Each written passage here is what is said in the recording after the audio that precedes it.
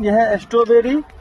इसको इस तरह करके तोड़ लिया जाता है और अभी ये कच्चा है।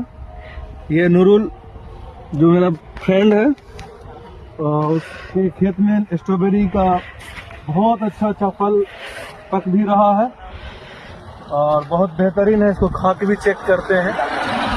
देखिए इसको हटा दिए, इसको दांत लगा के भी खा सकते हैं। बहुत मीठा है, बहुत मीठा है। आइए आपको दिखाते हैं स्ट्रॉबेरी का पूरा खेत है। लगभग कितना में है? 1.5 बीघा में खेत। यह है स्ट्रॉबेरी।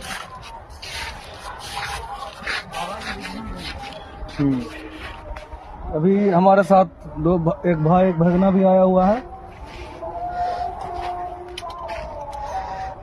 काफी मीठा। देखिए, ये देखिए, ये स्ट्रॉबेरी है, बहुत मीठा है।